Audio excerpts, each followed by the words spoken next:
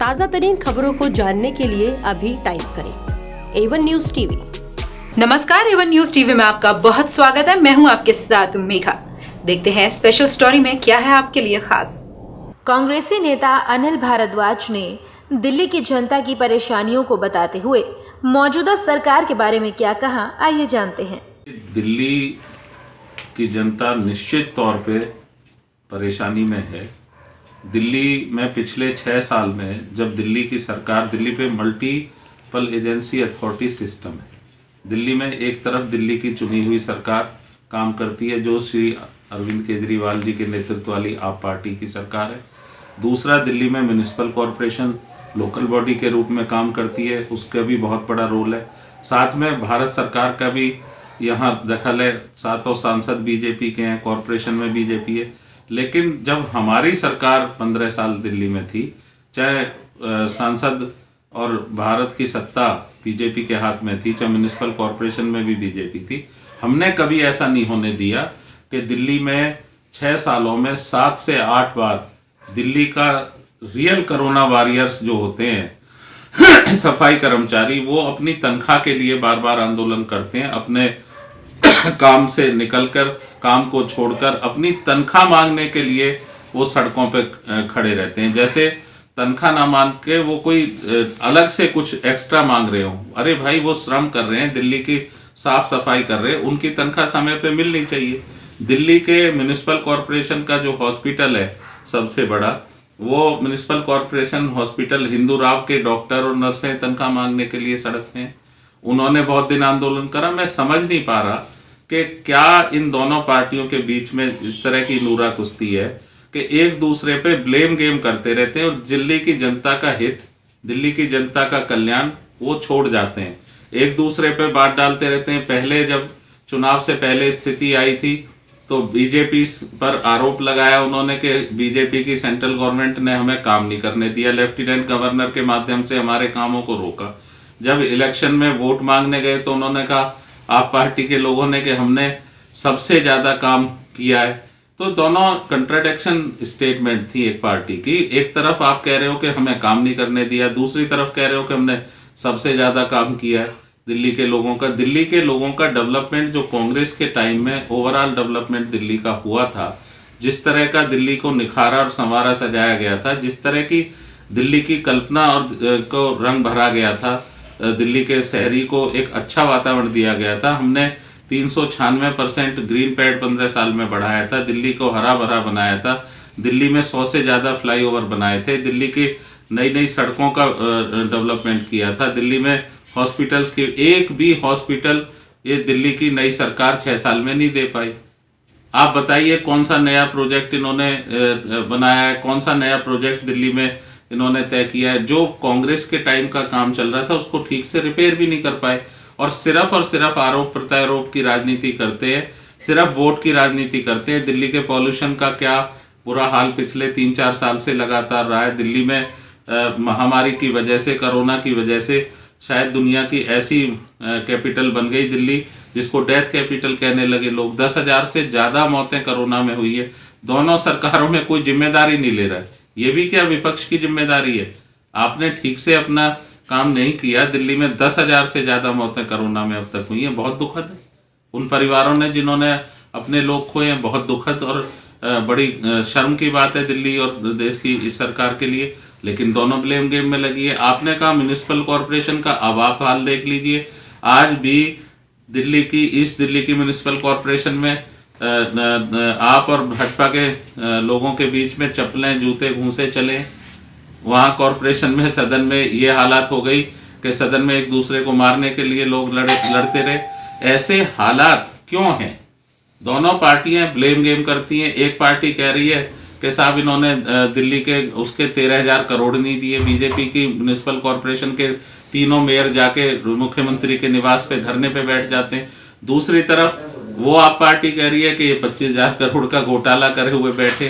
तो दोनों के आरोप प्रत्यारोपों में, दोनों के ब्लेम गेम में दिल्ली की जनता का जनहित और जन कल्याण दूर छूट गया है। दिल्ली की जनता त्राहिमाम कर रही है। हम तो ये कहेंगे इन सरकारों को सबुद्धि आए, ये मिलके काम करें जिससे दिल्ली के लोगों को बचाया जा सके। कोरोना जैसी महामारी में तो कम से कम इस तरह की हास्पद स्थिति ना खड़ी करें। इसके लिए हम तो इन्हें कहेंगे भगवान इन्हें सबुद्धि दे। नहीं, मैं समझता हूँ कि जिस वर्ग के लिए आप बिल लाए हैं उस वर्ग की पीड़ा उन बिलों के साथ जुड़ी है, उनकी परेशानी है, वो आशंकित हैं, उनके मन में शंकाएं हैं और वो ये कह रहे हैं कि ये बिल किसान विरोधी हैं, खेती विरोधी हैं, ये बिल हमारे अस्तित्व को खतरा पैदा करते हैं। इन बिलों के बाद लागू होने के बाद कुछ समय बाद हमारे बच्चों पे ज़मीन नहीं बचेगी। सरकार को उनको विश्वास में लेना चाहिए था बिल लाने से पहले, किसान और किसान के संगठनों को, उनसे चर्चा नहीं की। अगर आपने उनकी भलाई के लिए रास्ता था, आपने कहा कि संसद में पास हुए, संसद में मैं ये कह रहा हूँ कि बिल्कुल धक्के से चोर दरवाजे से संसद में पास कराए गए, बिल्कुल विपक्ष को सुना नहीं गया। विपक्ष ने इस पर आंदोलन की बात कही थी, विपक्ष ने सीधे तौर पर इसका विरोध किया था कि इन बिलों को सेलेक्ट कमेटी को भेजा जाए, इन पे चर्चा की जाए, इनमें अमेंडमेंट किए जाए, लेकिन नहीं सुना गया। वहाँ भी जोर जबरदस्ती तरीके से संसद में पास कराया गया। महामहिम राष्ट्रपति ने अगर उस बिल पे साइन किया है तो हमारी पार्टी कांग्रेस के नेता श्री राहुल गांधी ने 2 करोड़ किसानों के हस्ताक्षर बिल के खिलाफ राष्ट्रपति जी को जमा किए हैं। तो मैं समझता हूं कि भारत का किसान इन बिल के मूल भावना किसानों की विरोधी है इस बिल में, इसलिए भारत का किसान इन बिलों के खिलाफ है, आंदोलनरत है। पहले सरकार को इन बिलों को वापस लेना चाहिए, किसानों का विश्वास हासिल करना चाहिए, किसान संगठनों को इस पर अपनी बात रखने देनी चाहिए, उसके बाद नए सिरे से ये बिल लाने चाहिए अगर सचमुच सरकार समाधान चाहती है।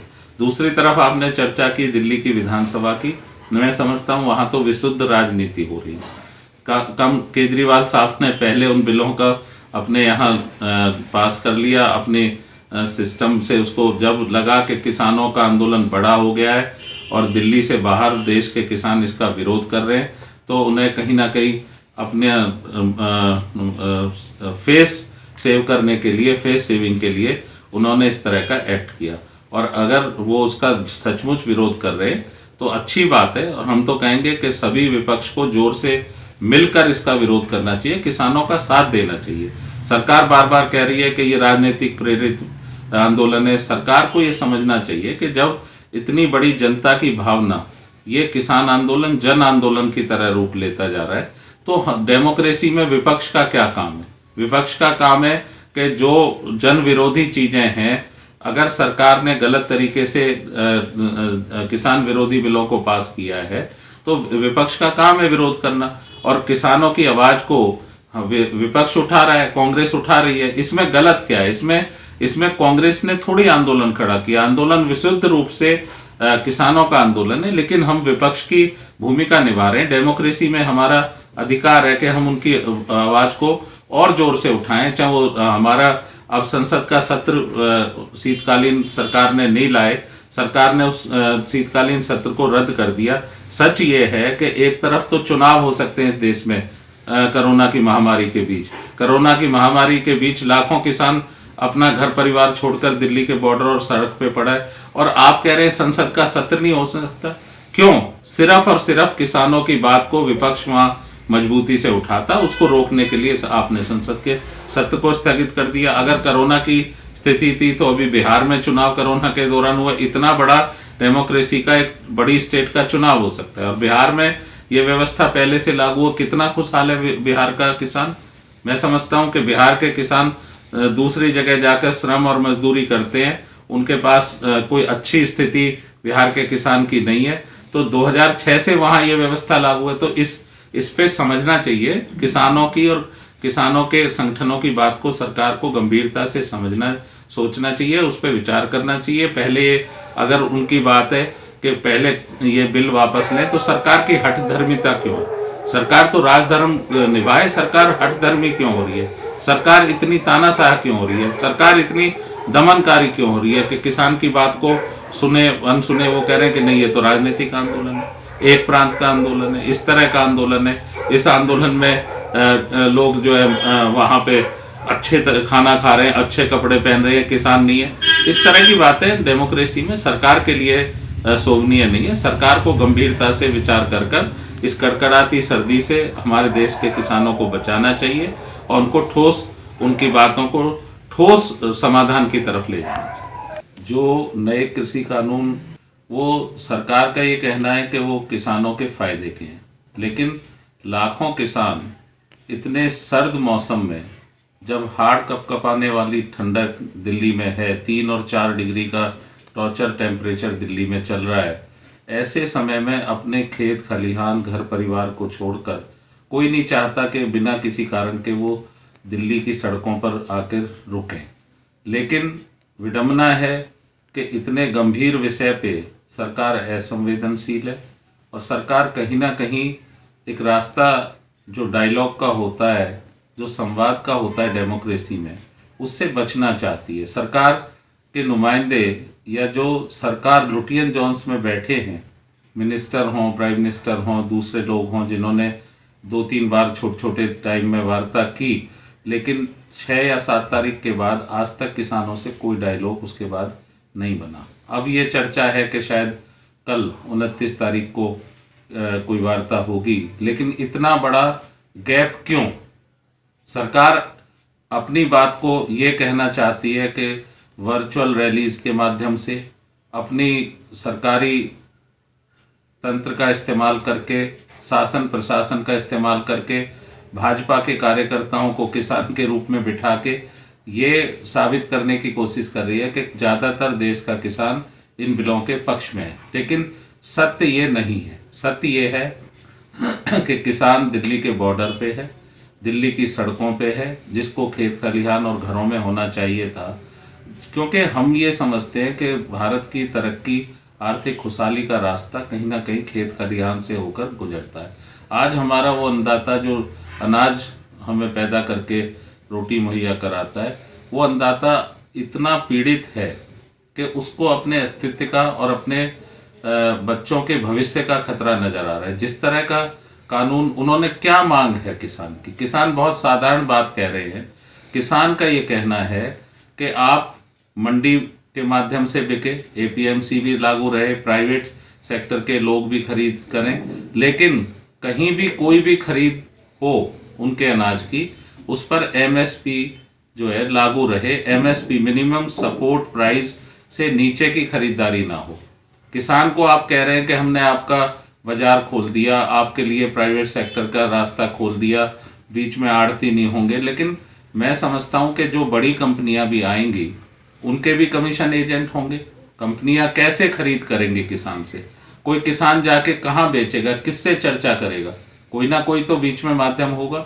और अगर वो किसान सिर्फ और सिर्फ, सबसे पहली और महत्वपूर्ण किसान की डिमांड ये है कि आप मिनिमम सपोर्ट प्राइस को आप आधार बना दें कि उससे नीचे पे खरीद नहीं होगी, चाहे वो मंडी में हो चाहे मंडी के बाहर हो। इतनी बुनियादी बात या डिमांड किसान की है। लेकिन सरकार बार बार, सरकार के वजीर, सरकार के मिनिस्टर अलग अलग रैलियों में जाके, दूर जाकर, प्रधानमंत्री भी कभी जो है गुजरात में जाके बोल रहे हैं, कभी मध्य प्रदेश के किसानों से डायलॉग कर रहे हैं वर्चुअल रैली के माध्यम से, और ये बताने की कोशिश कर रहे हैं सरकार के वजीर के प्रधानमंत्री जी ने कह दिया।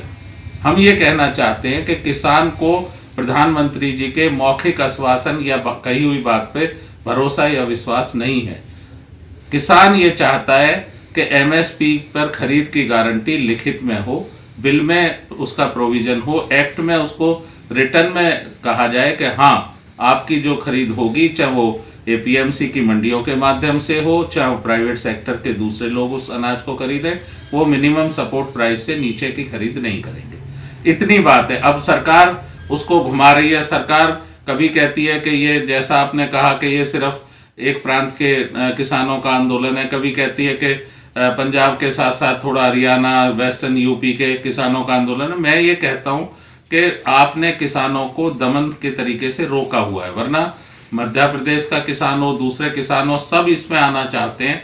और ऐसे भीषण सर्दी में भी जब इतने लाखों किसान दिल्ली की सड़कों पर, बॉर्डरों पर पड़े हैं, तो निश्चित तौर पे मामला बहुत गंभीर है। संवेदनशीलता की कमी है सरकार में। सरकार को इमीडिएट डायलॉग तय करने चाहिए। और उससे पहले, जब सुप्रीम कोर्ट की आपने चर्चा की, सुप्रीम कोर्ट ने यह भी कहा है कि भाई इतने दिनों के लिए आप इन बिल को पोस्टपोन कर दें, इन बिल को रद्द मान लें, और यही किसान कह रहे हैं कि कोई भी वार्ता तभी आगे बढ़ेगी, पहले आप इन कृषि कानूनों को, जो उनके हिसाब से काला कानून है, उसको वापस लो, उसके बाद आप डायलॉग करो।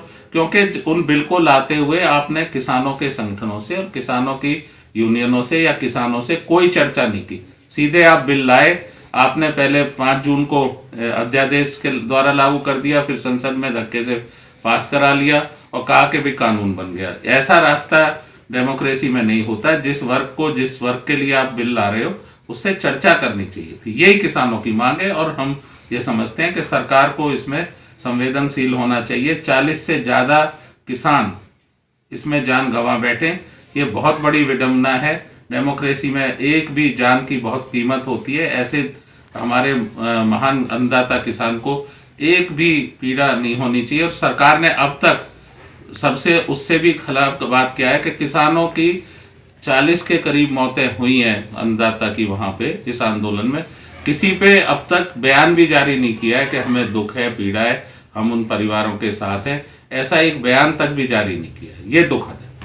इस खास स्टोरी में फिलहाल इतना ही। देश और दुनिया की बड़ी खबरों के लिए आप बने रहिए वन न्यूज टीवी के साथ। नमस्कार। ताज़ा तरीन खबरों को जानने के लिए अभी टाइप करें A1 न्यूज़ टीवी।